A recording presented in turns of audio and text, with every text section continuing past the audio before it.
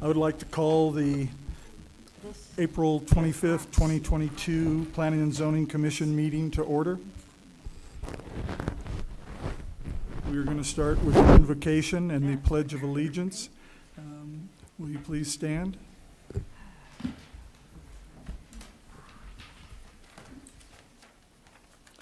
Lord, thank you for this opportunity for our community members to come forward and speak with our commission this evening. We appreciate all the activity that we're having, and we hope that you guide us through the future of our community. In your name, amen. Amen. Will you please join us in the Pledge of Allegiance? Ready? Begin. To the flag of the United States of America and to the republic for which it stands, one nation, under God, indivisible, with liberty and justice for all. You may be seated.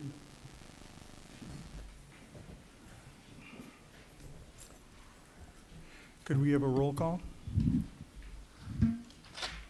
Commissioner Rutherford, Here. Commissioner King, Here. Commissioner Roberts, Commissioner Griffiths, Yes. Commissioner Laney, Vice Chairperson Rankin, Yes. Chairperson Zurcher. I think my understanding is we're going to approve the minutes from the 11th and the 25th at the May meeting. That is correct. Okay, thank you. Fernando, Mr. Gonzalez, are there any announcements that you'd like to make? Okay. Hello, my name is Larry Rankin. I am the Vice Chairperson of the Planning and Zoning Commission, and I will be presiding over the Commission's deliberations on hearing items this evening. The Planning and Zoning Commission sits as an advisory capacity to the Town Council and reviews planning and zoning issues and forwards recommendations regarding these important issues to the Council. Hope I'm getting this. The main agenda item this evening is a public hearing item. It is GPA 21-001. The second public hearing discussion, consideration, and possible action to make recommendation to the Town Council regarding the draft Town of Prescott Valley General Plan 2035. Wayne Ballmer will be representing staff. Thank you, Mr. Vice Chair, and thank you all for coming to the second meeting. It's been a long process, but let's go through. Which way do I click? Just anywhere. Is it turned on? Turn on. Let's try that. There we go. Oh, there we go. Okay, just some background. On the right is the town's current 2025 general plan.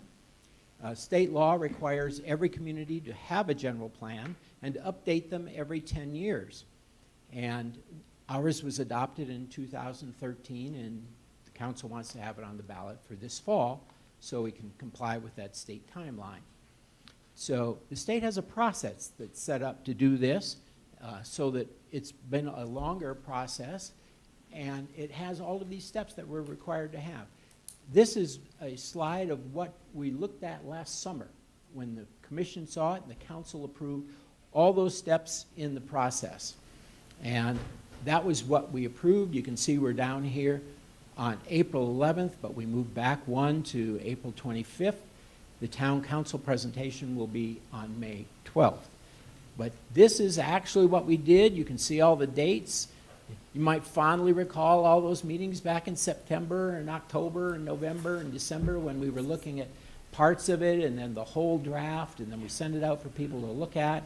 You saw the updated draft at your meeting on the 11th, and now you have the updated draft for some action this afternoon. One thing I should say about the draft that you have, we're still doing some corrections on the editing. We found a few more things we want to check and do, and so we've hired actually a professional proofreader to go through and help us with that. So the one you have this afternoon, if you find some things in it, we probably have already addressed them, hopefully, but it's still sort of a work in progress, and those changes would be made before it goes to the town council.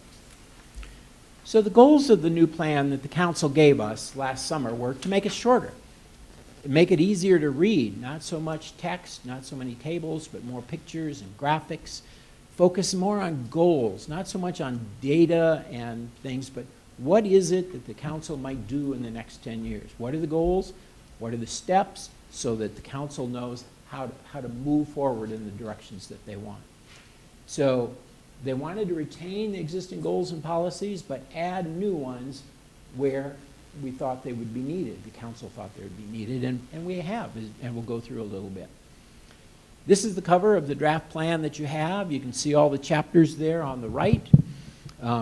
Each one of those is a requirement from the state of Arizona so that we touch on certain elements, land use, circulation, implementation, growth. They're all covered, and you'll have them all in your document. But this year, they're more color-coded. You see, so once you get to the red pages, well, that's probably, implementation. The green is the appendix. So we're trying to do that as well. So some of the changes from the last plan to this plan, where we've incorporated responses we received from the State Land Department, since they're a very large property owner in our area. We added an appendix for the two surveys that we did. One was called 20 Questions. It was on our website, and the other was the top 5 things we called. What are the top 5 things you like about Prescott Valley, or top things you'd like to see changed? We updated the land use map because we've had changes since then. We've updated the circulation map to show more planned streets, streets that were done, new streets named, and new areas where streets will go in the future.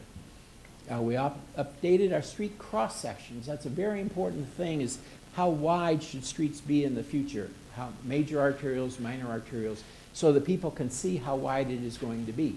Sometimes when the street's put in originally, it might be only 2 lanes, but it's going to go to 4 lanes, and we want people to know that in the future it might be expanded. We updated all of our population information because that's changed an awful lot since we did our last general plan. And we updated our environmental chapter to include issues that were raised by the Arizona Department of Water Resources 5th Management Plan. We had a 4th Management Plan. The state puts these out to provide regulation for local communities on what to do about water conservation, water use, and we've incorporated the 5th one, which is the newest for our area. I mentioned our 20 question survey. This survey got 502 responses when it was on our website. We asked 20 questions about things that all of which you'll see, and you have the material in the back in an appendix. All of those things related to the general plan. And we tried to incorporate either a goal to address, like this one, development density maintains its town and country image. People don't agree with that. They don't think it does. So we've looked at some things and add some goals and policies to try to address that. The second one we did was top 5 things. What do you like about Prescott Valley, or what would you like to change? And the ones on the left are the things that people like best. The ones on the right are things they'd like to change. And again, we've included those as goals and policies in the various sections, either the Parks and Recreation, Transportation, Land Use, where they would fall into it. But you can see on the left, people like it's family friendly, it's a small town, they like the open space, they like some of the new subdivisions, like the event center, the parks, that we've got libraries, healthcare. But on the other side, people like more sidewalks, trails, fewer culverts, balanced growth, more diversity. And those are things that the council can look at when they do their 5-year capital improvement program. Because if you provide more sidewalks, you have to decide where to provide the sidewalks, how much are you going to spend on sidewalks, and how do you coordinate those together. So those would be things the council can look at over several years to say, how would we do more bike trails? How would we do more sidewalks? How would we do more park improvements? So those are all in there as you look at those new goals. And then we asked them, how would you describe Prescott Valley today? And you can see the ones on the left are the positive ones. People friendly, caring, convenient, business friendly, thriving, peaceful, safe, right sized. And the ones on the right are the ones they're not so pleased with at the moment. Sprawling, growing too fast, poorly planned, developer-driven, haphazard. I like that one, Prescott envy. I'm not exactly sure what that one is, but it came up. So, but if you look at those, I think it shows a real positive direction that people have for Prescott Valley for the future. Then we asked them, what 3 words would you describe Prescott Valley 10 years from now? So again, the council could say, what is it we want to keep of what we have now, and what is it we want to change so that 10 years from now, people are still proud to live in Prescott Valley, and maybe they're more satisfied with it 10 years from now than they are now. And you can see some of the things, they're there. They want to be friendly, diverse, maintained, sustainable, hiking trails, forward-thinking, delightful, vibrant, livable, positive. All of those are really positive things. Your citizens are generally pleased with the community and like to see it, and they see a positive future for the community. And that's where this general plan and the council's use of it will come into play to say, how do we achieve those things or keep them 10 years from now? So some of the new goals that we've added, and you have them in the book. This book is about 50 pages shorter than the other one because we've taken out a lot of the dry details, and you'll see there's more pictures and more goals. But we included some for community design and appearance. That seemed to be a reoccurring theme with the council as well, that we could do more to improve the appearance of the streetscapes. We could do more to improve the appearance of buildings, so that as you drive into the community, you get a positive impression of what Prescott Valley is and what it can do for you. We added goals on environmental awareness. That was an area we thought could be emphasized. So we have green building construction, water conservation programs. Environmental sensitivity is a key thing, not only now, but into the future. And then more attractive buildings, housing choices, more varied housing choices. That was an issue that people thought are to be a broader range of the kind of housing that's available to attract different kinds of families and sizes of families, incomes of families. So that's something we would work at. Compatibility between residential uses and non-residential came up, and you see it in the surveys several times, that people feel they're kind of butting up against each other, and you could do more with transitions, landscaping, setbacks, screening, those kinds of things. So those are in there as well. Housing discrimination surprisingly came up 3 or 4 times where people felt that personally was an issue for them, and so we wanted to add something, and you have that in this one about the town's policy is non-discrimination in housing. Real clear, and it's right in there. And then the town's development regulations, they were adopted actually when the town was first incorporated. The first ones were based on Yavapai County's ordinance, and then they just migrated them over to the town. So they've changed it since then, but it's still dated, and it needs to be updated. Street maintenance and level of service is an issue throughout communities, but we have quite a few streets that were originally dirt, and now they were paved, but they could be repaving or additional work because of the quality of them. And some of our streets are carrying more traffic than they were designed for, and that's what they call level of service. A is great, no slowdowns. F means it's bottlenecked most of the day. Most of ours are B and C, but we do have some that aren't. And for instance, Robert Road carries a lot more traffic. You have driveways that come out into the road. You have different things that you wouldn't normally have on a busy traffic street like that, but we do. And then reinvestment areas. Some areas in town are 40 years old, and they weren't that attractively developed when they were first developed, and now they're showing their age, yet most people drive down 89A and think that's Prescott Valley, what you see from the highway, and that's not true, but people have that perception because of how it looks along the highway. So the council is thinking, how can we focus on upgrading that appearance, upgrading those buildings, so that people have a more positive image when they drive through the community, and get them to stop rather than drive on to Prescott. I mentioned water conservation. The town is concerned about that. The town has what's called a progressive water rate system for your water rate. It starts out low if you don't use much water, and it gets increasingly higher the more water you use. The town encourages, in fact requires, low-flow facilities in your home, working on xeriscaping. In fact, on the right is actually low water use plants that are recommended for the Prescott Active Management Area. We have quite a few plants that people like to install that are actually quite water intensive. And we'd like to encourage people to use native plants so it looks first more native and also reduce water consumption. And we have those brochures that you can get on WaterWise and how to improve water use in the community. And actually, the town's per capita water use has been going down for several years as these changes are being made. Whoops. This was a map that we looked at last time on land use. You'll see we added some areas where you wanted to show them as being developed, low-density areas down there in the lower right and then in the upper left to show that those are single-family residential areas. We used that PAD system that was used before, and you'll notice in the book they have an identity and a character to say this is generally what we're expecting to see developed in those PADs. Now, the direction from the council was not to change really any of the colors on the map as far as changing land uses from one land use to another, because the council wanted to say, this is what we have now, and if you want to change, there's a process to come in and do that, but we want to look at them individually rather than making a whole lot of them as part of this process, so we haven't. So the next steps are the discussion tonight.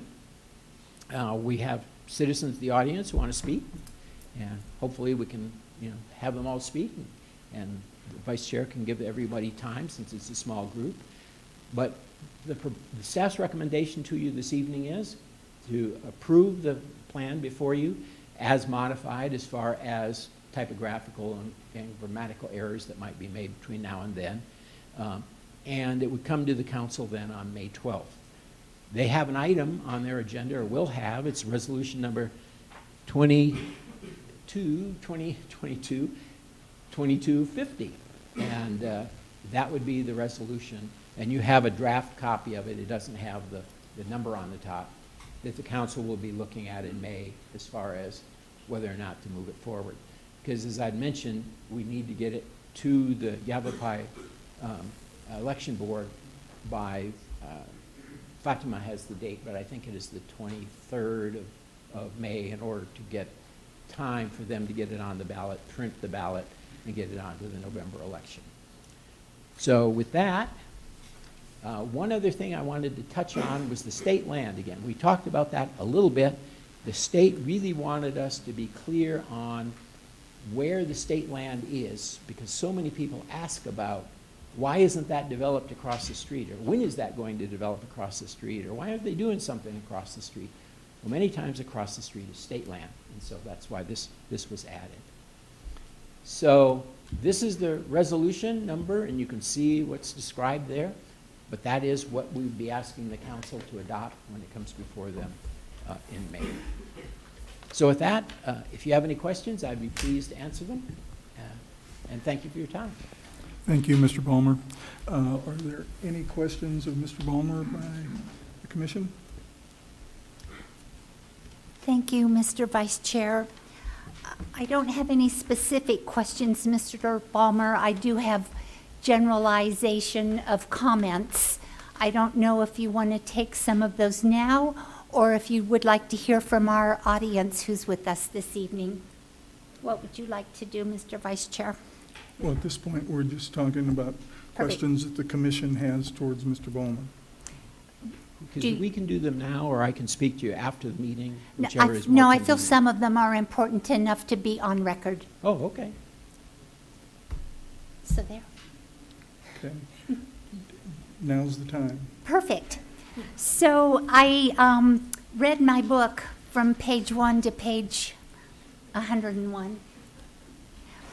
There are many instances in the general plan, Mr. Balmer, where we call out Prescott Valley, we call out the town, and we call out the town of Prescott Valley. I think it's critically important that we give ourselves the same moniker all the way through the general plan.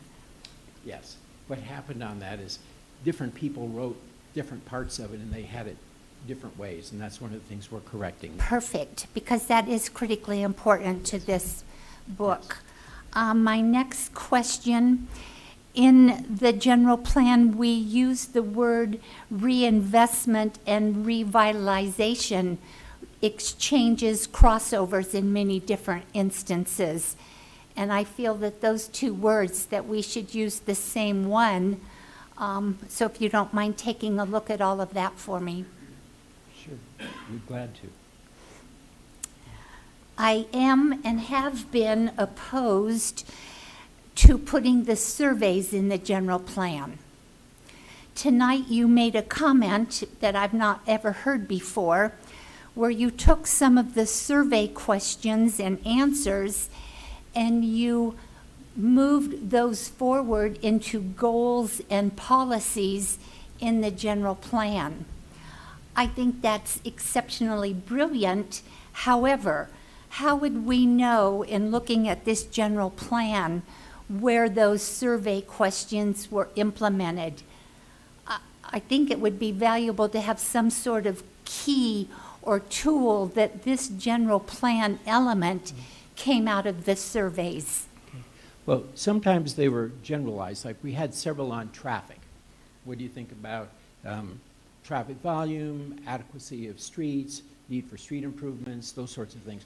We would group those together generally and say, this is a pattern that people are saying in the survey, and so we will add a goal on, enhancing street improvements or adding culverts or those adding additional sidewalks, so that those are in there so that the council can see them.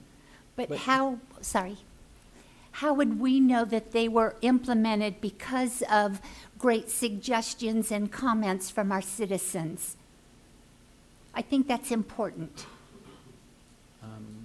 I think we'd have to think about how best to do that, because generally the council looks at the whole document and says, this is our plan for the future. Right. Regardless of where the ideas came from, if they get into the book and the council approves the book, then it's their book to move forward to do with what they like. Okay, I'm not keen on that. Okay. Thank you, Mr. Vice Chair. Commissioner King? None for me at this time. Commissioner Rutherford? Do you have any questions?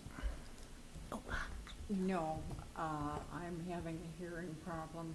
I'm not without our usual sound system, and I'm getting part of what's said. I'm following in the document, so I know the gist. And I did get Sandy's, but I haven't gotten a lot of what Okay. Wayne has said. So if you're speaking to me, speak to me, please. Commissioner Griffith, one more. Yes, one more. Thank you, Vice Chair. Mr. Ballmer, in the Chapter 14, the permits and the numbers that are in the general plan, we have 2021 numbers, and I would like for those to be implemented. We've only stopped at 2020. Yeah, we use the census numbers. No, these are permit numbers. Yeah. But those are not census numbers. Okay. These are actual permit numbers from the town. Okay. So if we could include that, please. Okay. Thank you. I'm out of questions. Mr. Ballmer, I have just one thing. It's really not a question. I think for the audience here, I'd like them to understand better the time frame that we and you and staff have been working on this project, when it started, and now as we come down to the final, the importance of moving it on so that we can vote on it in November. Sure. Yes, this has been quite a compressed process compared with many others. Back in last June was when Eric Fitzer, who was the planner at that time, brought to you a timetable for update of the plan. Generally, a plan like this takes a year or two to do. They do lots of neighborhood meetings. They do outreach like our surveys. They do other kinds of things. But the town was in a bind because of staff turnover and things changing within the administration. and they know they have to get it on the agenda or for the election in November. Otherwise, they will be in violation of the state's requirements. So they asked me to work with staff to come up with a revised plan. So we wrote it, and as you recall, we did it, I started in September. We went through it. You got a part of it, the first few chapters in October. You got the next group of chapters in November, and you got a whole document in December. So after that, we are required to send it out to various agencies give them 60 days to review it and make their comments. And we sent it out to 22 different agencies, and that ended the end of February. So we can make their changes, and most of them came from the State Land Department, so we could get it to you in April, the first meeting in April. Now in there, you know, we have to get it printed and all those other things, and your legal advertising has to be done. So we need to know it's ready by the time we put your legal advertising out, so it backs the dates up a little bit. So we didn't have a whole lot of time there at the time we did the 60-day review comment period. And that's why we've taken it pretty quickly to get from then till now. The challenge now with the council is that in order to get it on the ballot, the Yavapai County Election Department wants 180 days. And so backing that up as far as getting it printed after the council does it, getting it transferred over, the town clerk has to do the paperwork to request it be put on the ballot. And so that's how we got to the May 12th meeting, because the council meets, unless they were going to have a special meeting just for this, we tried to put it on their calendar along as a regular item on an agenda, so they don't have to have a second special meeting. Okay, thank you. Vice Chairman? Hi, Mr. Vollmer, how you doing? Good to see you tonight. I do have a couple of questions now that we've been speaking. I know I said no in the beginning, but I tend to say no and then change my mind. So I would like to just mention briefly that although you said that this timing was compressed, we've also said in many of these other meetings that we have had a total of 956 comments from our residents that have contributed to this plan as it stands now. With respect to the questions that you had earlier about where within the surveys are the goals and being implemented, I think that from my perspective, because the communication is coming from the surveys, which is coming from our constituents, I think it's good to implement that in the plan. I would like it to be known that this plan is a general plan, and it says with specificity within this document here that we read that they prefer it to be presented to our citizens as a general plan to get communication from our citizens. So that 956 comments is, I think, that is, you know, precedent that we've seen, right, from previously before. I'd also like it to be known that Mr. Balmer is and has been doing this for a very, very long time and has seen many of these plans go through and has very much. Well, just a very time. Not, Okay, no, well, I've met no with two him varies. on separate occasions, and he's done an excellent job, and we've moved forward. So my question, that was a little bit of a long-winded way to my question, but last meeting we spoke about the 22 agencies that this plan has been submitted to. So this plan goes to 22 other agencies to review it and look at it. It was my understanding that we received comments back from one agency. Have we received any comments back from alternative agencies aside from that one? At this point, we have not, but in follow-up to your direction at the last meeting, I have mailed copies, the electronic copy of the book that you have, to all of the planning directors in our area.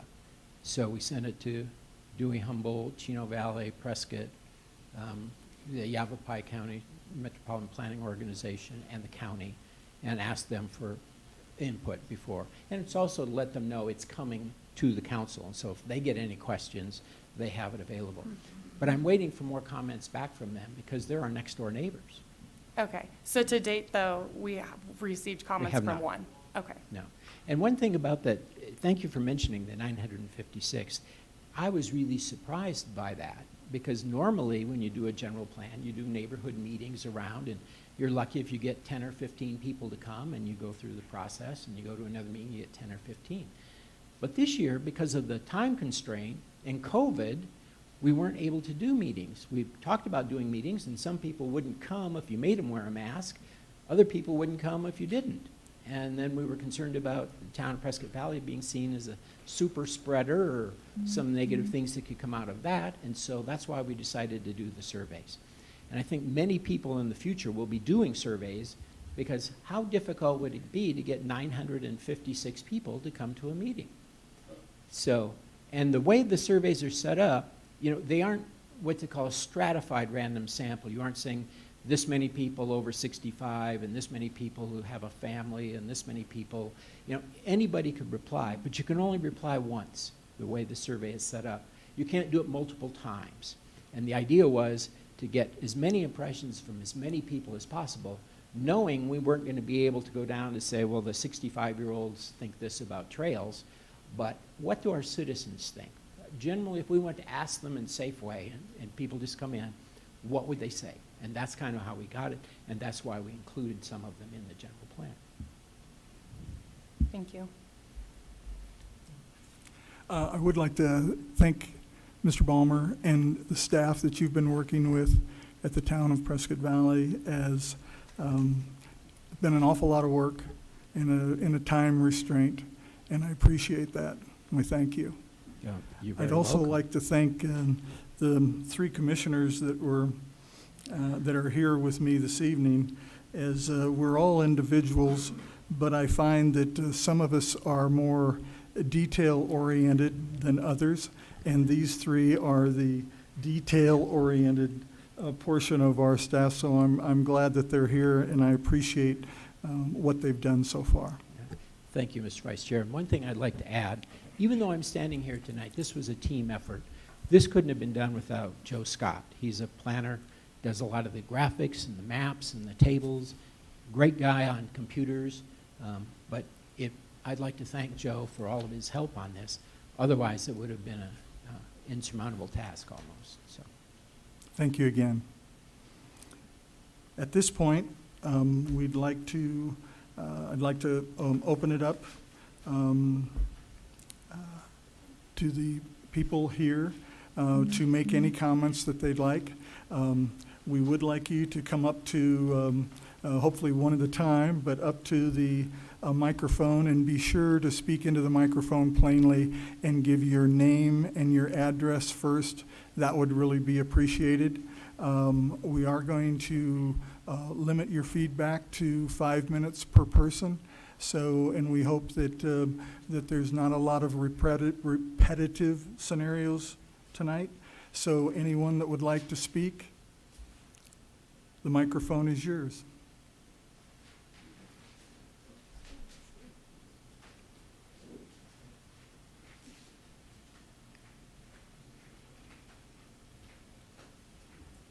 Hi, my name's Paula McCann. I'm a resident and homeowner in Stone Ridge for the last 9 years. And I have a question. Was this master plan, did you evaluate any successful communities that are, say, older and more developed than Prescott as a scenario Please- as to, Please talk to the commission. oh, okay.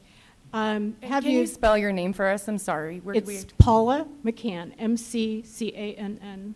Got it. So the question is, have you looked at other well-developed cities, similar size, that are functioning really well, and use any cities as models as to how we create our master plan? Since there are some models out there, and as an example, I lived in Boulder, Colorado, which is a beautifully designed community. And they did an excellent job of keeping open space, public lands, trails, making it really just a wonderful community. And if that's not in the plan, that will go by the wayside. So I was just wondering if you had any plans that you compared it to. Have you read the plan? I've attempted to read it and probably got spaced out at about the 30 pages on my iPhone. I'm familiar with some of the the committee things in terms of, I'm concerned about zoning changes, even though there's a plan, and I see how easily zoning changes are made so that suddenly parks that were once in a master plan are eliminated. Where I see that public land, example in Stone Ridge, is now going to be single-family homes. So I know that master plans can change and general plans can change, but I'm interested in maintaining our open space, our public lands, our parks. I think that the developers, I welcome them to do the development. However, I think there should be something in their contracts that they're also partly responsible for the infrastructure, because this random growth without our infrastructure being taken care of is going to be a major problem. And I'm wondering also about height restrictions on buildings. That became a big issue in Boulder when suddenly the building's limited. Okay, now we're going to go up. So I wonder if there's any height restrictions and also pad restrictions in terms of how much fill's brought into different areas and where the new housing's developed. And the aesthetic design is a concern that I have. It's a great little town, and I'd like to let it grow in a really well planned way. Thank you. We appreciate it.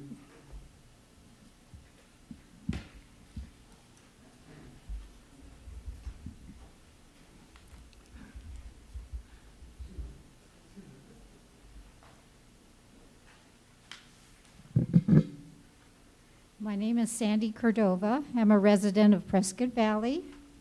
And I want to thank all those who did commit and contribute and coordinated to the Town of Prescott Valley General Plan.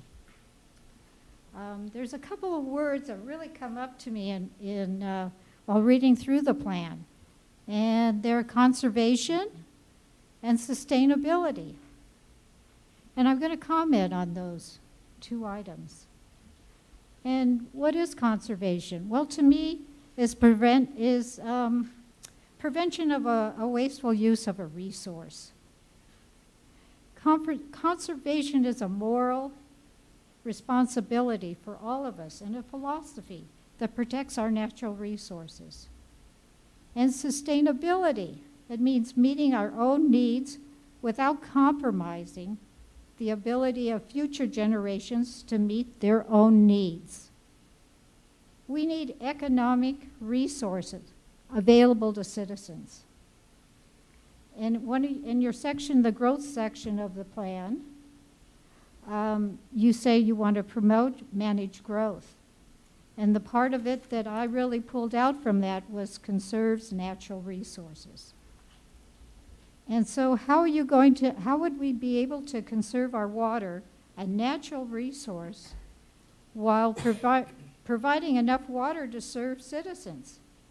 And I know this is only a guide, but I'd like to know what strategic action can be taken to ensure water security and protecting our environment. I'd like to really believe that there is a water management policy that our town management can communicate to us as citizens. And the homes can only be built when there's continued access to water. So promoting the sustainable, attractive, and diverse housing options in neighborhoods, it's really important. But you know what I was missing out of that statement? Affordable housing. And it's housing that a household can pay for while still being able to meet their necessities, like food and transportation and health care. I know 2 young men who are working at Sprouts, and they're unable to afford rent or buy a home. Their dream is to buy a home.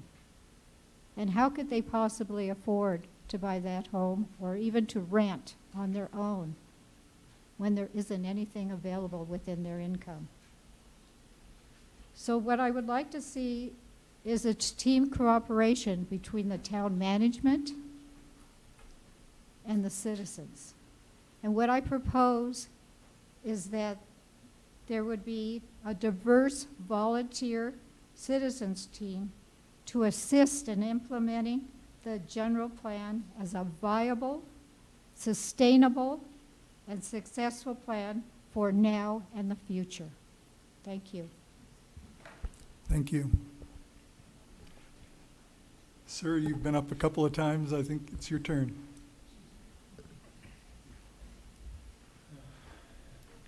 Hi, thank you for the opportunity to speak. My name is Carl Shadle. I'm a homeowner here in Prescott Valley.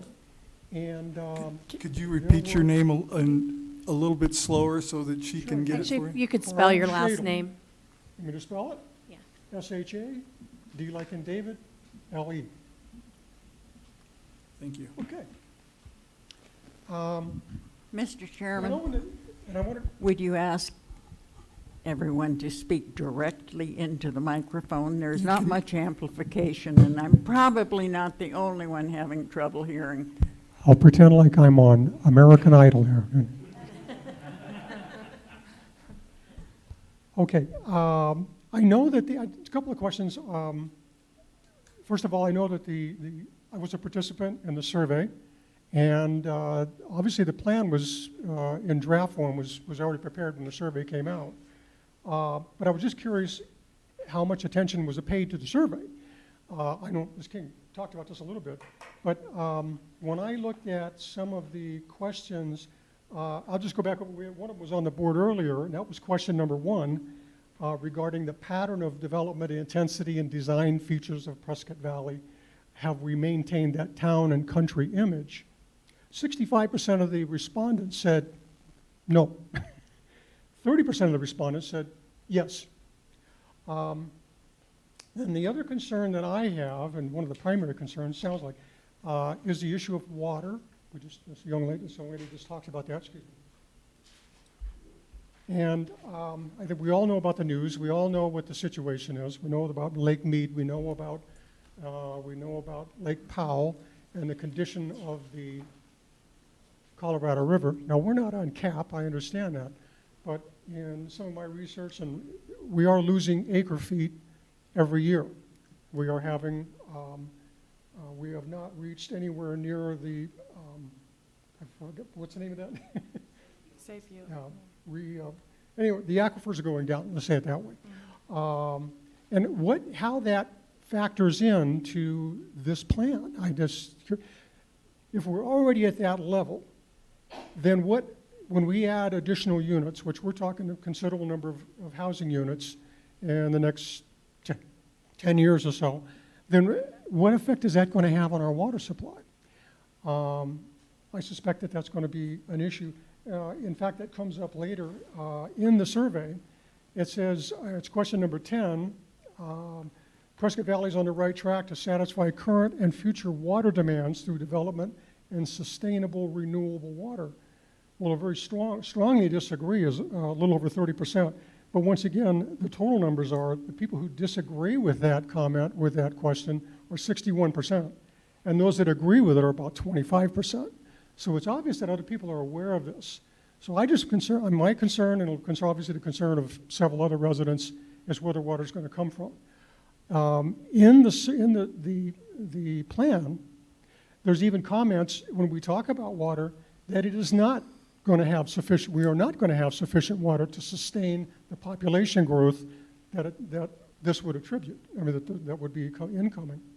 And that it's even mentioned in there that we have to talk about building a water canal or water transport from a well someplace out in Paulden, north of Paulden. So that is another indication that our resources are being depleted. And my concern is, what do we do about that? If this plan is implemented, how do we prevent that? Thank you. Thank you.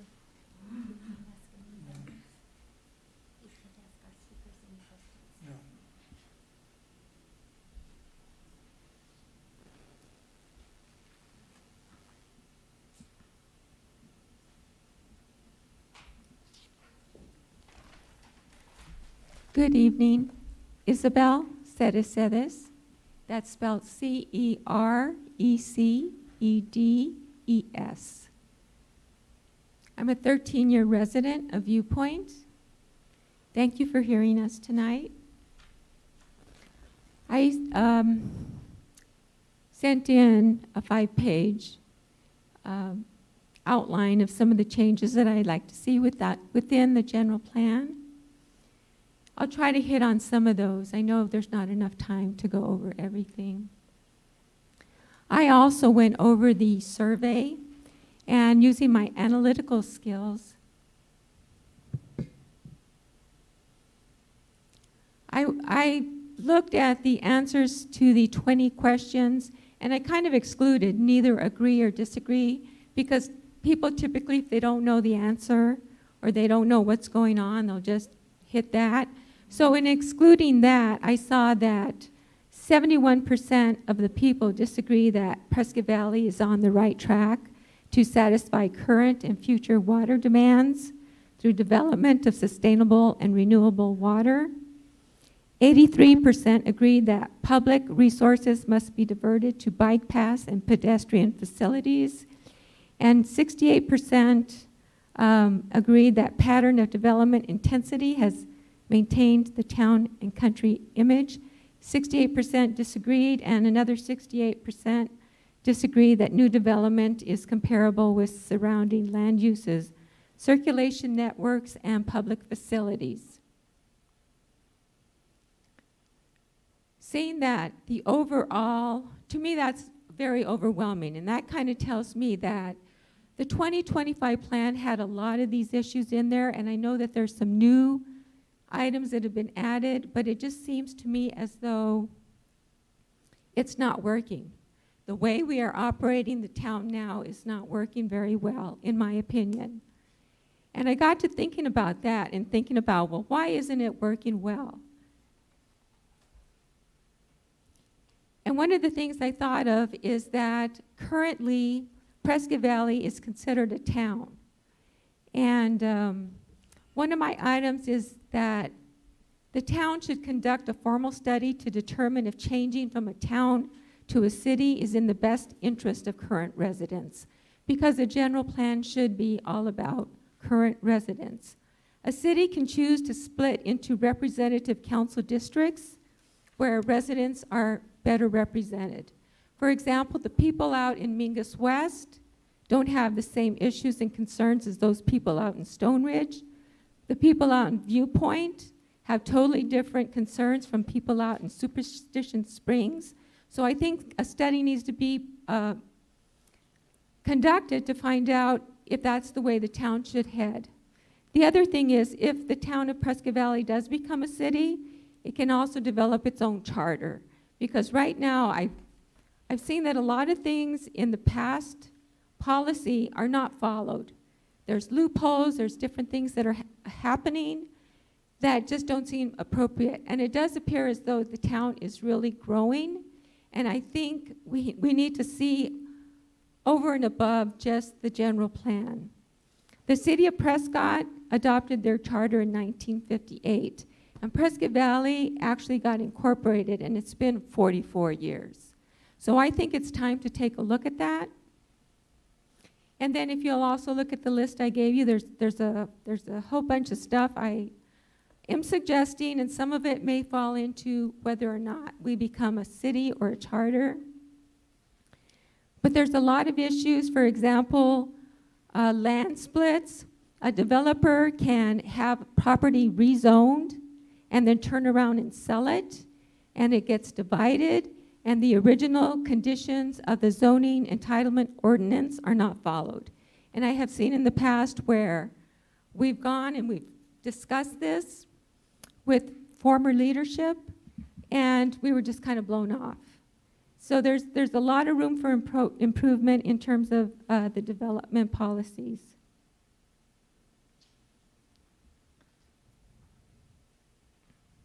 Also, there's a problem with HOA developers who start a development and they continue it for years and years. I know Pronghorn has seen this, where you have the same declarant control for multiple years, 10, 15, 20 years. Out in Viewpoint North, we've been under declarant control now for over 15 years. And the 5 minutes is up. Okay. I just went off. So thank you for your time tonight, and thank you for volunteering on this commission. I know you volunteer your precious time to do this, but I do hope you'll take a look at my list and consider some of those items. Thank you. Thank you.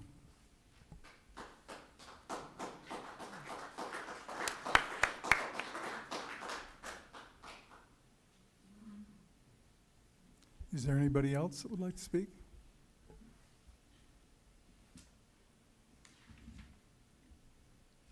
Good evening. My name is Cal Nye. I've been a resident of Prescott Valley for 22 years. Been on the Building Board of Appeals for a few years. I have interest in the subject of affordable housing. And I realized as I thought about this more, maybe my comments aren't appropriate for here. I'm wondering, the more I read, especially in the housing element, chapter 7, I was seeing the words should frequently. For example, in planning for future housing development in the town of Prescott Valley, policies guiding growth should focus on providing various housing options for current and future residents.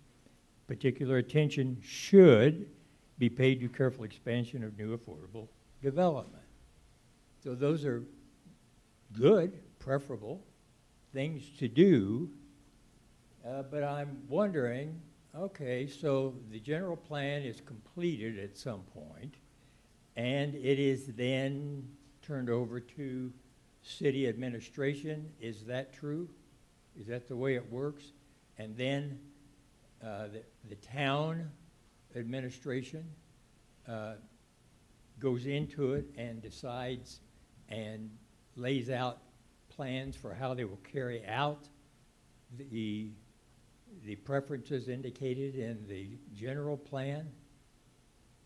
Is that how the process works? My sense was that the more I was reading it, which is a great document, I'm impressed by how much work has gone into this thing.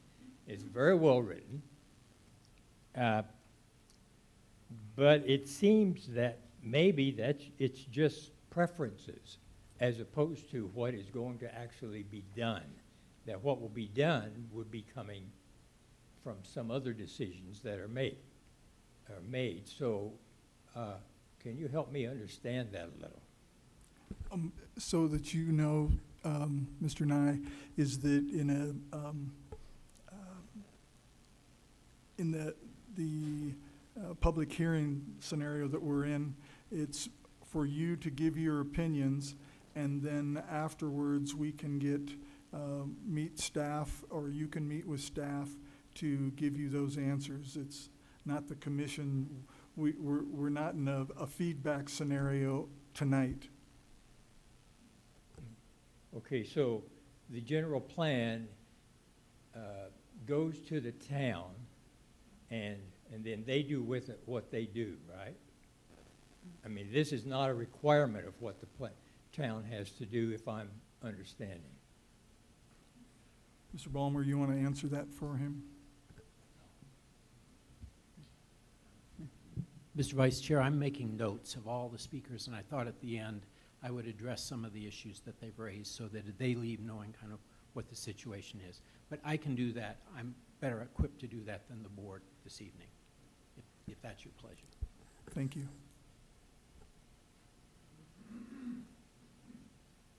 Well, I'll make general from my comments about affordable housing.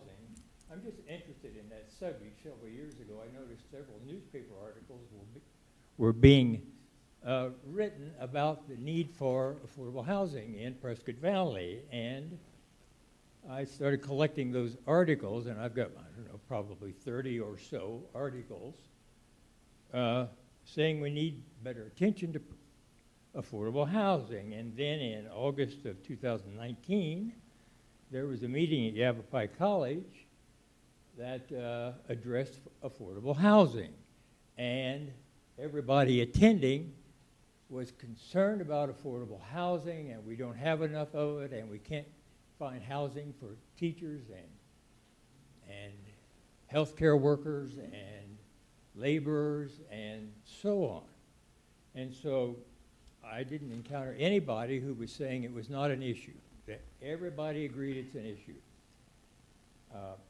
So then, logically, there would be some action plans come out of that, but it's a very difficult subject, and I try to think, well, how can I advocate for our community addressing the subject of affordable housing? Because I understand it's a very difficult thing to deal with when you're running a town and you have to figure out, how do you do that? I don't know that I have an answer to that. I'm willing to think about it and assist in that direction any way that I could, but my concern is that it will be spoken to, and it was mentioned in Chapter 7, and I think there are good intentions, and everybody would like to see more good affordable housing. And I don't think anything at all will happen with that if it's like it has been in past years since 2003, when they had in the general plan real details about affordable housing. It was very impressive. And the time is up. But it's so difficult that it's hard to address. So my question is simply, what will be done, specifically an action plan regarding affordable housing, which is advocated for in the general plan? Thank you. Thank you.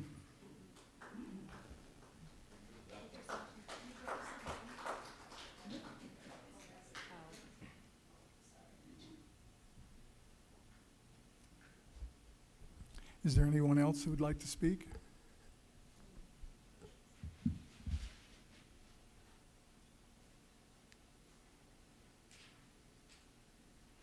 Thank you, Vice Chair, members of the commission. Close enough? Okay, thank you. My name is Ed Bull. You won't believe it, but it's B-U-L-L. Ed Bull, my address is 1850 North Central in Phoenix. I'm here representing Empire Residential. I want you to know from the outset, we're not asking you to change anything tonight in your general plan. Empire Residential is under contract to purchase about 41 acres. We thought at one point that their goals for that property may be included in this town-wide update. In fact, at one point we were told it had been, but then on further questioning, we understand that we need to go ahead and file a general plan amendment, which we will do, and we'll go through the staff review and the neighborhood outreach and come back with a site-specific general plan amendment. We didn't want, though, to sit here and participate in your general plan update process, say nothing, and then have you wonder, well, why are we back here in a few months talking about a general plan amendment? The property that Empire, and Shelby Duplessis, who's the president of Empire, is here this evening as well. The 41 acres that they're in escrow to purchase is on the north side of what I call the 89A spur, and it's along Viewpoint Drive. It's east of Viewpoint Drive, north and south of Pronghorn Ranch Parkway. This property was a part of a larger zoning case 2 or 3 years ago. It was withdrawn from that case. I want to emphasize that Empire Residential is focused on this property to try to provide some of the diversity and some of the public street improvements and other things that are referenced in your general plan, but we have to come back through a site-specific general plan amendment to do that. But importantly, I believe, at least in light of things that I've read from what was discussed by some neighborhood and other interests 2 or 3 years ago, Empire's plans will be one story only. They will be about 10.7 units per acre overall. So it's not 25 or 30 unit per acre, 3-story apartments. It's a rental like home where people have backyards, they have amenities, they have open space. It's a wonderful alternative choice for some people who choose to not be responsible for their own single-family home. They probably could afford one if they wanted to, but they choose not to. But it also weighs into some of the affordability aspects that a variety of others and your general plan speaks to as well. We will be back. We didn't want to just surprise you by wandering back in here a few months and have you wonder, why are we here? We do think it's important that the general plan process proceed as scheduled with your commission tonight and then with the council so that it can go on the ballot. We, in the interim, will get our general plan amendment filed and bring it through the processes as well. We appreciate all the work that you've done. We've worked with your consultant on other things, I don't know, for several decades. So I know a bunch of work goes into these on the consultant level, the staff level, the commission, and the council level. We thank you for that, and we thank you for the opportunity to speak with you this evening. Thank you.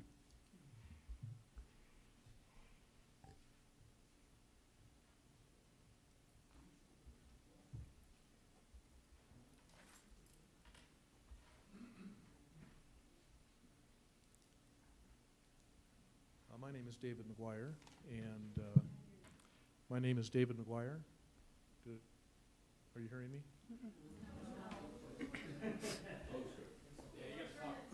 You're going to have to bend your knees. I wondered if I turned it off or something. There, can you hear me now? Oh, there we go. All right. Ma'am, can you hear me? Barely. My name's David McGuire. I live in Phoenix, and I happen to own the property that Ed was just speaking about. I'm also a land planner, have been my entire life, and we did write a letter at the beginning of this general plan process to staff, and Fernando was nice enough to respond quickly and say that they were not going to make land use plan changes in this iteration, which I think is disappointing. We understand, though, the process needs to go forward.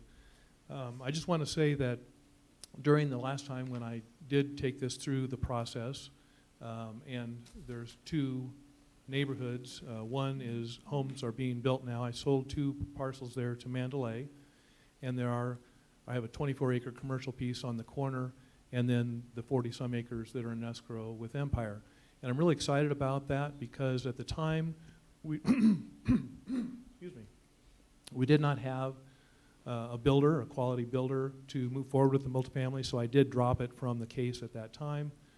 We now do with, which I think addresses the affordable housing issue. I think it addresses the neighborhood issues with not wanting multi-story homes and high density. So we're excited to come back through the process. That area, the town actually, some years ago, maybe 20 or so, already built all the infrastructure there to build higher intensity uses, the commercial, and was anticipating multifamily. This property came in from the county, as it always does when it's annexed, with a holding zone, and that holding zone is there until someone comes forward with a proposal that makes sense. Again, it's right adjacent to 89A, and it's currently zoned, and the general plan shows for large lot, single family. And not many people want to live in a large lot, an expensive home next to a highway. So we are going to come in with a product I think everybody will be very excited about. We're going to be able to reimburse the town for all the money they spent on providing the water and sewer and all the infrastructure there for this kind of use. And we look forward to that in the future. Thank you.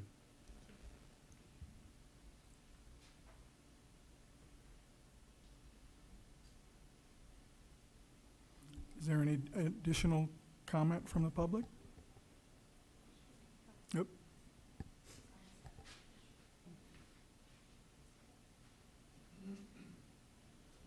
Sorry, I'm not that tall, so I'll bring this down. Hi, my name is Shelby Duplessis, Duplesis. My address is 6617 North Scottsdale Road in Scottsdale. I'm the president of land development at Empire Companies, and I just wanted to elaborate on what Ed and Dave have said tonight. Not only will we be reimbursing those costs of the improvements that have been put in, we'll actually be working on improving and adding lanes and sidewalk and other improvements to that entire stretch of the roadway. We are not intending to phase that. We're intending to build that all at once to open up some traffic there and hopefully be able to help with circulation in the area, as well as starting our neighborhood outreach and working with neighbors to talk about what we're planning and how we can work with them to make sure that we come up and actually fit into a community. Our product has always been something that we mold to the community. Every site we do is different. It depends on where the site is at. So we've worked with many different municipalities down in the valley and have worked with Peoria on their history and our agriculture and incorporating split rail fencing and community gardens in that site, working with Avondale for walkability and actually turning the units outward so it's not just walled off. We're working with Schnepp Farms in Queen Creek and actually incorporating into their farm some of the elements and having a lot of the architecture resemble a lot of the farming architecture. So we pride ourselves in working with the community on what it is that makes it more palatable and works with them in bike trails or open space and providing an amenity. Our amenity package is impressive. We have valet trash and recycle pickup. We have the yoga platform. We have the community center for working or gathering. We have the resort style pool. We have dog washing area, dog park. So a lot of things that we can actually work with to bring a different type of living to this area. So thank you so much for having us here tonight and all that you've done today to get this onto the ballot for the general plan. Thank you. Last call for additional comments.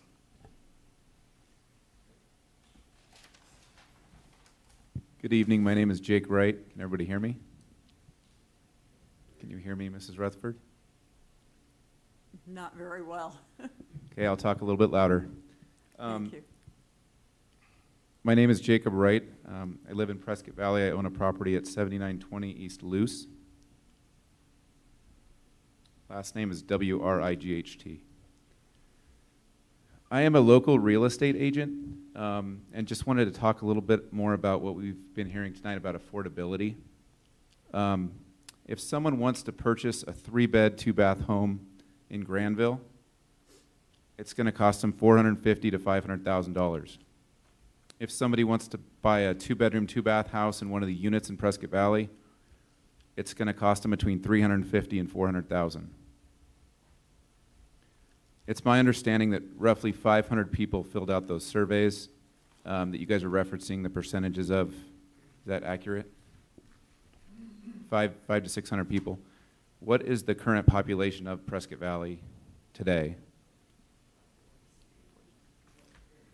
So around 50,000. So we got 2% or less of the residents of the town to fill out that survey. So I think that that's not a completely accurate representation of the population of Prescott Valley, if we were to be fair.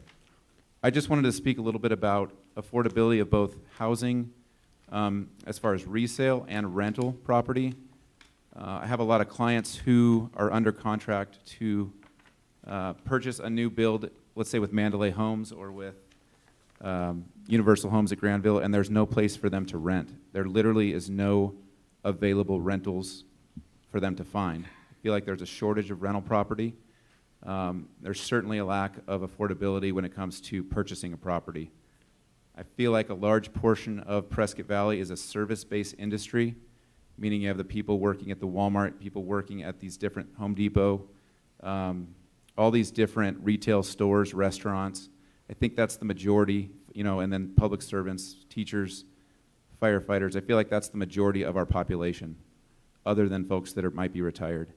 There's an epidemic right now of affordable housing for both resale and for rent. And I know you guys are kind of in a quandary on how to fix that, but I just think that the more affordable housing we can provide, as far as rents being, you know, somewhere in the region of $2,000 or below, would be advantageous, and I think that properties that do offer that will be in high demand. So I just wanted to give my 2 cents as one of the 5,000 real estate agents in the Quad City as to kind of what we are seeing, like with boots on the ground. I know there's been a lot of comments about water as well, and I know that we're in the AMA, and I know that that's governed by the state of Arizona, and that that's something that you guys don't necessarily need to step into. But just from my perspective of like private wells that are being tested around this area, there's private wells that the yield's increasing on, and there's private wells that the yield's decreasing on. So like the people that are, you know, stirring up panic saying that there's no more water, that's not necessarily accurate. There's a lot of parts of Prescott Valley where the yields are increasing when you test a well. So I just wanted to make that comment as well. Thank you for your time. Thank you. One more last call. If there's no additional comments, I'm going to close the floor and bring it back to the commission. And the first question that I'd like to ask Mr. Balmer and maybe Fernando, if that's important, I know that we have another meeting on the 9th, a scheduled meeting, but with the information that from the feedback from the community this evening, and also since we were handed, I'm going to say Isabel's rather than trying to pronounce your last name because I would blow it, for us to really get a chance to look through this and give our comments along with this to the council. If we approve moving this forward, which I believe that we should, at what point do you need any comments that this commission would have on what was spoken tonight and also what was in the 5-page from Isabel? When would we need to have those to you so that the council has that feedback? Thank you. Well, first, the material that you have tonight is something we all do need to look at. I think it's important, and I'm thankful for the time to put together the document that we have. There are 2 options to that. One is you can look at it and move it forward to the council, since, as she mentioned, several of these are really council items for consideration. You could look at it this evening and send us your comments after this meeting. I'd be glad to get whatever comments you have on them, and then we can pass those on to the council as well. The other is you could continue it for the next meeting.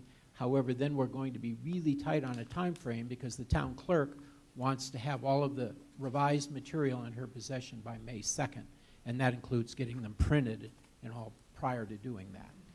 So you have two options there, but my recommendation would be take some time to look at them after this meeting, send me your comments or send them on to the town council. They're the ones who will be looking at it, and if they want to continue it or ask us to include some additional material from hers or other comments you heard this evening, we'd be glad to do it. And hopefully that these comments would be sent on to the individuals on the council also, yes, so that they can review them. Yes, That's this will good. be forwarded no matter what happens. It will be forwarded to the council as part of the material this evening. Thank you. Are there any other questions from the commission? Thank you, Vice Chair. Just out of curiosity from all the wonderful community citizens here tonight, how many of you took this survey? Wow. We never got it. It's online. It wasn't a document that was sent out, I don't believe. It was all online. But anyway, thank you to all of you that did. That's pretty overwhelming. I just want to make a few comments. Totally agree with the comments this evening about affordable housing. I would like to have more conversation about that in our general plan, Mr. Balmer. I do feel that we are weak in that area. We owe it to our citizens and our community to see what we can't do. I want to also say thank you to Isabel, and I will not attempt your last name either. You did make some good, valuable suggestions.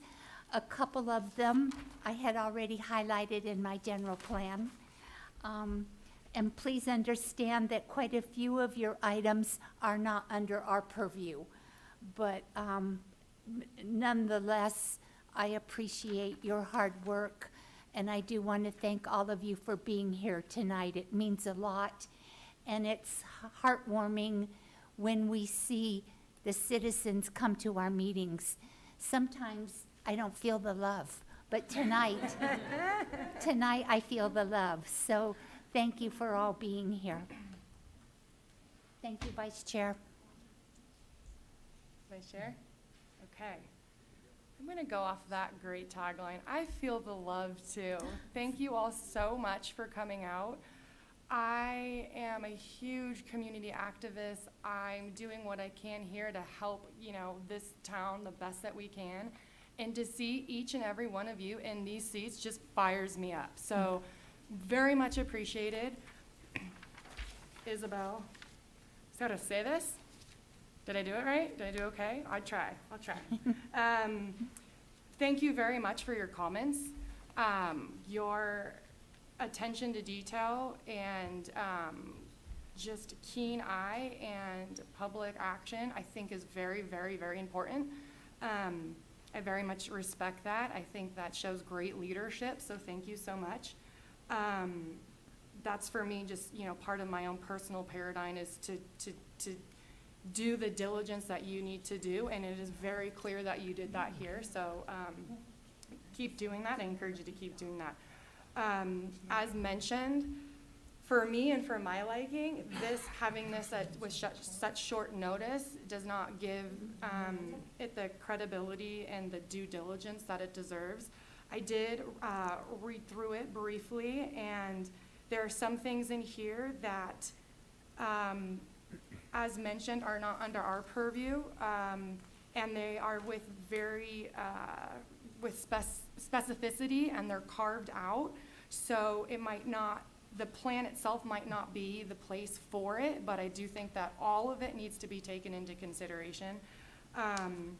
You mentioned town versus city. I found that to be interesting. The HOA point I think was great. I noticed some other here about inclusion and diversity. That's huge for me. I would like to see the inclusion and diversity specifically with adding a couple of additional pictures to the general plan of people of color. I think that's huge. Also, there are some other notes I mentioned here. Maybe looking into changing the word handicap to disability. I think that's another good one. So very, very strong comments. Thank you all who had the courage to come in and speak tonight and come to the podium and put your ideas into action and let us hear them. It's very helpful. I would like to again reiterate that the purpose of the plan is, forward-looking, and it's to be general. And so a lot of times I believe that it might be a little bit of a misconception that this plan is the say-all, be-all, but there are other avenues for those lines of action. And I think with this group together here tonight, we can work together to get all of your comments taken into consideration in front of the right people. But I just wanted to generally and broadly thank you all so much. I feel the love. Please keep coming out. Please keep having your voice heard. Please keep keeping those people accountable. I think it's very important.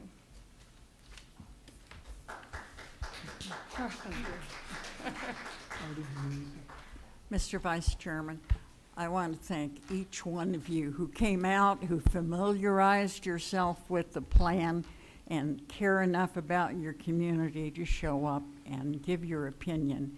Being involved is what makes Prescott Valley the place that it is. And I also want to thank Mr. Balmer for the amount of work and the collection of input from all of the various departments and for coordinating this thing. It was a huge project and is continuing to be. And stay involved with your town. Thank you, Artem. At this point, staff recommends the commission approve the proposed Town of Prescott Valley General Plan. Did you need to speak?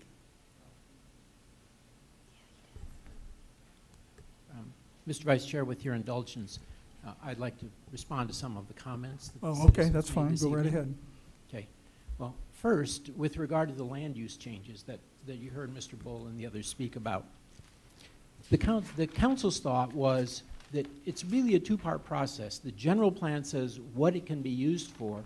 The zoning says how specifically it will be used. The concern was, with some of the new goals that we're proposing, it might look different than it would have a year ago. And the council's very concerned about citizen participation, as you've heard this evening. And they didn't want to give the impression to residents or whatever that the council's already prejudged something by saying it's going to be commercial, and now we're just talking about the site plan, as opposed to should it be commercial at all. So the direction we had was, don't change anything, but focus more on the policies, what it should look like when it's built. And then when it comes forward, the council can look at the general plan amendment and the zoning at the same time. So that's why we did that. Second is the comment about what happens to it after it's adopted. Actually, it's adopted by the council, and it's kept by the council, and then they work with the administration and set priorities as to what they would like the administration to work on. For instance, open space and trails was mentioned. One of the things the town would like to do is buy land from the state of Arizona to do the Alba Fria Park up on the north side, and also to expand Glassford Hill on the west side. Now, if you can do those two things and you can link them with trails, now you've got a trail system with two destinations that would be very attractive to people. You know, if you think of the valley, you've got Camelback Mountain and some other really distinctive areas. We could have that with Glassford Hill. But that's a priority the council needs to set and decide what they want to do with their resources. And that's the other goals as well. There's probably more goals in there than reasonably can be accomplished. But the council needs to set priorities, I mean, just as they do as a council, and this will help guide them as to what their priorities as they get together should be. What would they like to accomplish? So some of these things won't probably be accomplished, but some of them might be accomplished, some of them halfway, some of them, you know, are going to be 10 years from now rather than now because the situation doesn't cover it at the moment. The issue about water is a reoccurring theme. And in the valley, you know, we have the Central Arizona Project and the rivers and all. But here you don't have that. So actually, probably everybody who used water here today contributed to the overdraft because we're all taking out water. And the town is in a unique situation in that, as you know, the town was platted, almost all of the lots are platted at roughly the same time, and there are still homes to be built in there. Many of those homes got a certificate from the Arizona Department of Water Resources saying they are guaranteed to have water. And the town has to honor those, and if they don't, they would be in big legal trouble because people are expecting them to do that. So the town has to provide water, and they have to provide a 100-year supply of water. And so that's what the town is working on. What do we have? What can we recharge from our wastewater reclamation plan? And where can we get new resources? And we've tried to touch on all of those in the report. And some of them may not be done in 10 years, they may be 20 years, or some of them may not be done at all because other alternatives come forward. But the town is very concerned about sustainability and water. But then if we talk about sustainability and some of the other issues we've talked about tonight, additional housing and sustainability, how do those two work together? That's something the council would have to balance. Let's see, what else do we have? The water security policy and the whole idea of random growth and easy zoning. The town actually takes that seriously. As you heard this evening, that's probably not going to be an easy zoning case, but the council wants to know what the residents think and how will it affect the neighborhood around it. And yes, we did look at other communities, but Boulder is a unique physical environment, political environment, social environment that isn't easily replicated in our area. And they also have different, if you think about affordable housing and think about Boulder, we are affordable housing for Boulder.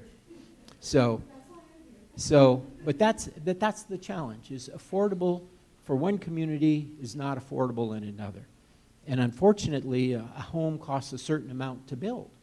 And if the home is affordable for this person, how do you cap that so when they sell it, they receive a lot of money because they had an affordable house that they acquired, but now they sell it and it's not affordable anymore. Many communities wind up having to do that with public housing.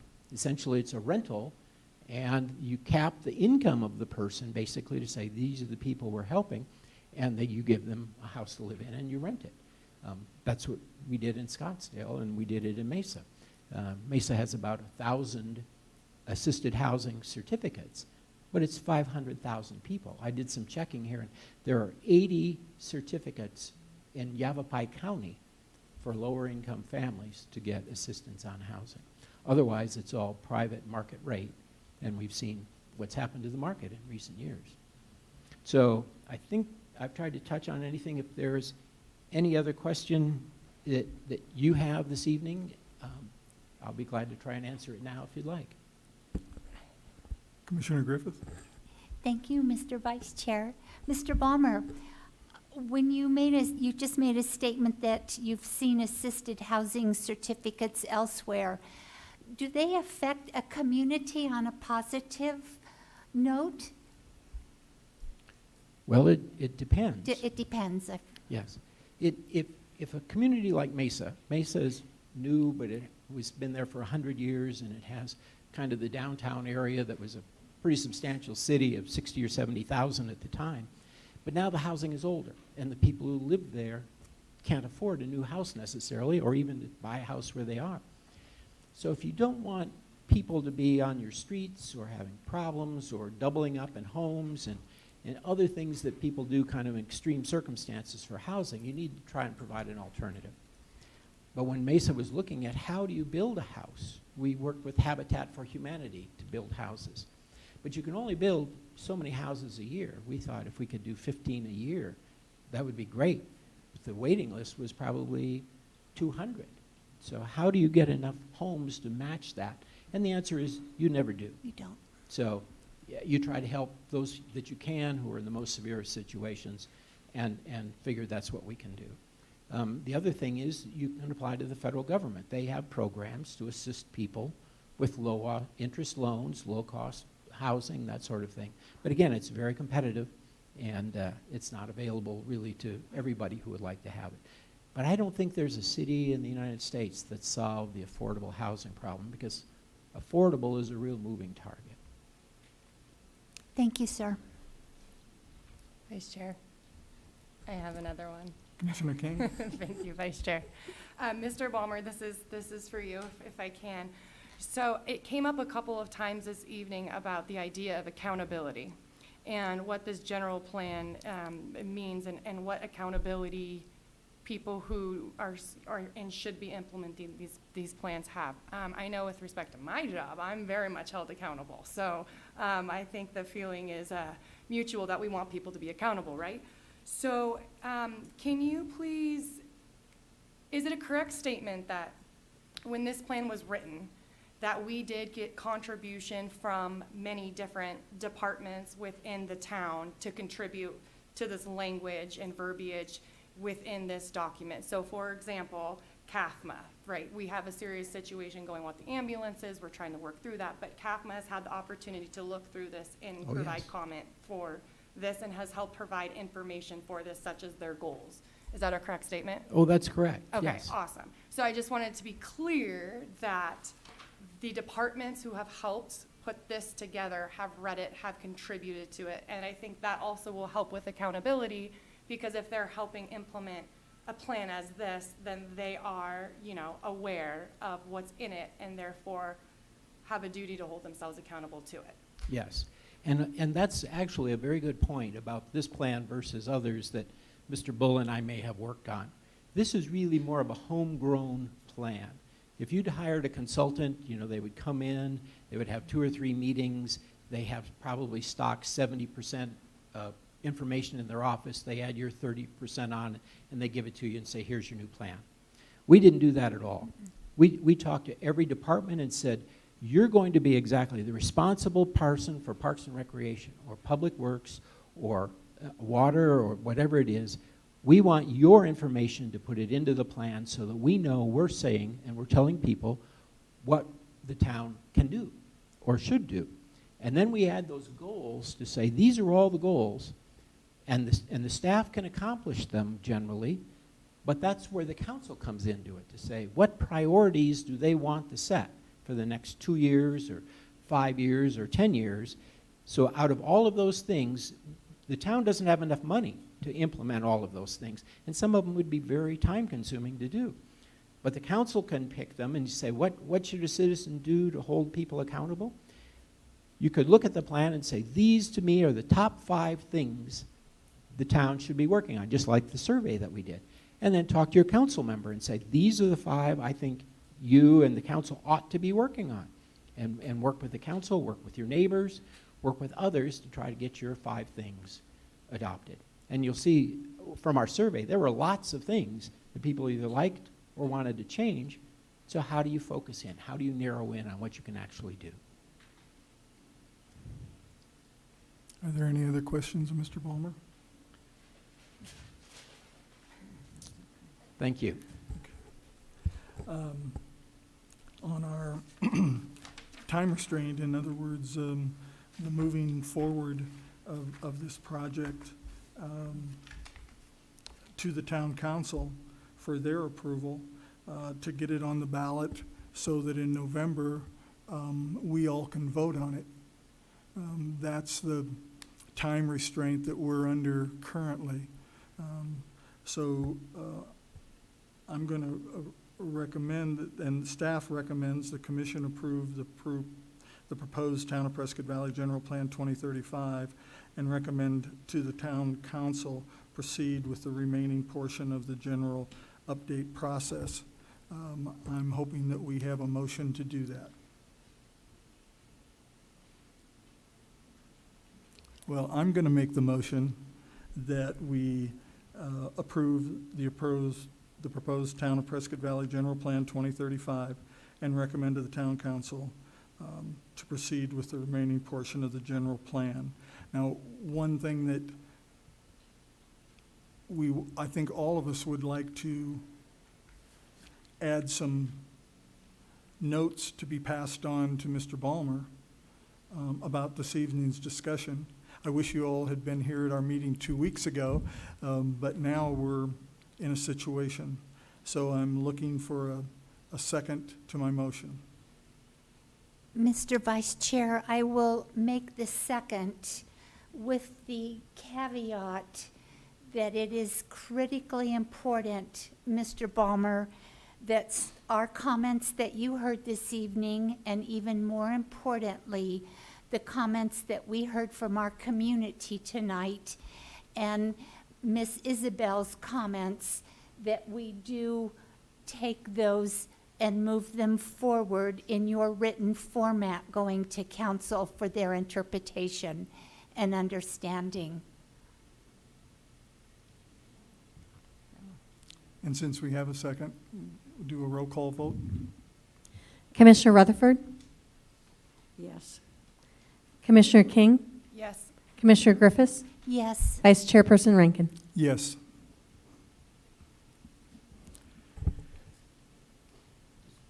One note in closing from Ms. Griffith is we're taking the minutes here tonight, and that's why they'd asked everyone clearly to spell their name. So their names and their comments will be forwarded on to the council as the minutes for the meeting, along with the other material that you received. And I have used my last pack of yellow highlighters on this book tonight. I have no more yellow highlighters left. I can get you another one. Or we can actually get you another one if you swing by the town. Yes. We'll give you one. Thank you. I'm definitely outnumbered here. Mr. Okay, Vice Chairman, the next, I am assuming that our forwarding this plan is subject to minor editing. yes. Mr. Ballmer, that's I correct. think that's implicit in our recommendation. The next item is a call to the public. Consideration and discussion of comments from the public. Those wishing to address the Planning and Zoning Commission need not request permission in advance. Action taken as a result of public comment will be limited to directing staff to study the matter or rescheduling the matter for future consideration and decision at a later date. Is there anyone that would like to speak?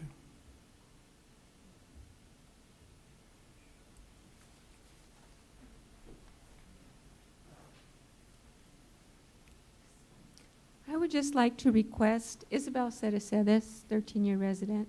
I would just like to request that any edits that are made to the plan as it exists now, that there be a mechanism for us to be able to see what has actually been changed so we don't have to go back through the plan and kind of look for changes. Thank you. Thank you.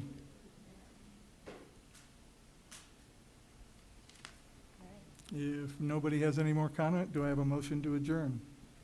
Thank you, Mr. Vice Chair. I'll make a motion to adjourn our Planning and Zoning Commission meeting. I'll second. All in favor? Aye. Aye.